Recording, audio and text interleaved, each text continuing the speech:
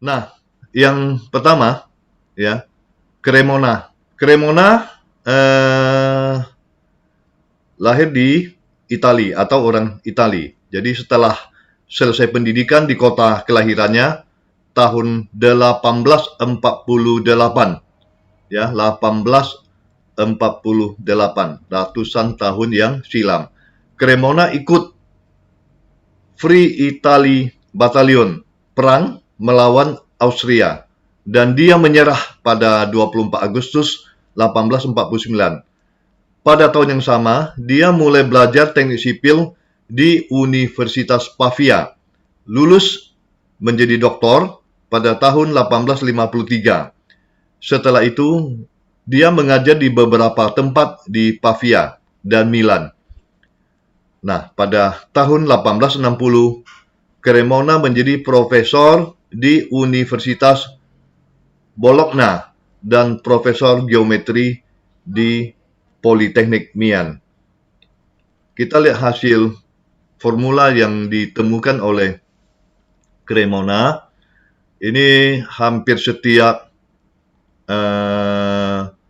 atau di dunia jasa konstruksi, ya setiap saat disinggung tentang Cremona, diagram Cremona. Ya, jadi Cremona adalah salah satu metode untuk menghitung gaya-gaya batang pada rangka batang.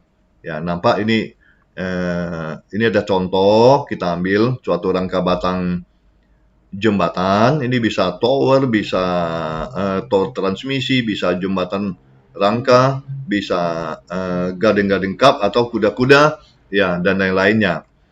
Nah, di sini ya kita akan menjelaskan sedikit tentang metodenya, ya. Jadi metodenya tiada lain adalah membuat suatu diagram. Ya di sini di tengah ini disebut diagram Cremona. Tentu untuk mendapatkan diagram ini terlebih dahulu kita harus menghitung reaksi peretakan. Jadi ini kalau ilustrasi jembatan dapat digambar sini, walaupun jumlah rangkanya tidak persis, ya ini menghitung reaksi peretakan di A, kemudian reaksi peretakan di B, ya setelah dihitung, ya kita menggambarkan diagram Cremona terlebih dahulu menentukan skalanya. Jadi skala satuan, misalkan 1 cm adalah 1 ton, atau 1 cm adalah 2 ton. Nah, kemudian sebelum menghitung, kita menentukan gaya-gaya batang yang harus ditentukan terlebih dahulu adalah gaya batang 0. Jadi nampak di sini, kalau kita ambil suatu keseimbangan titik kumpul, jadi Cremona merupakan juga suatu metode ya pengembangan dari metode keseimbangan titik buhul atau titik kumpul.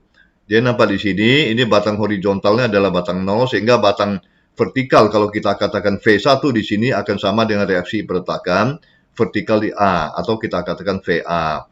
Nah, kemudian per titik kita tinjau. Per titik kita boleh meninjau searah jarum jam dan berlawanan arah jarum jam, bisa dimulai dari peletakan A ataupun peletakan B. Nah, misalkan kita coba satu titik, kita coba dengan satu titik, ya tadi diketahui skala panjang, ya skala panjang dibuat kira-kira di sini, VA itu sama dengan V1, katakan V1, berarti sama panjang. Jadi berapa panjangnya V1, berapa satuan tadi, itulah besarnya gaya yang bekerja. Cuma harus diberi tanda positif atau negatif. Jadi V1 yang di sini itu adalah batang tekan atau batang negatif karena gayanya menuju ke titik kumpul yang ditinjau. Kalau kita meninjau titik A, kemudian kita tinjau titik kumpul berikutnya, tentu diberi nama. Ya, di gambar ini tidak diberi nama titik 1, kemudian kita tinjau mulai dari VA di diagram Cremona, ini dia dari titik tangkapnya ya. Titik tangkapnya di sini karena batang tekan tentu dari bawah menuju ke atas karena menekan di titik 1 yang kita tinjau. Ini ditekan, kemudian batang horizontalnya kita katakan A1. A1 batang tekan, kemudian diagonal batang D1 ini meninggalkan. Kalau meninggalkan titik kita langsung memberi tanda di sini, tanda positif negatif langsung kita beri tanda.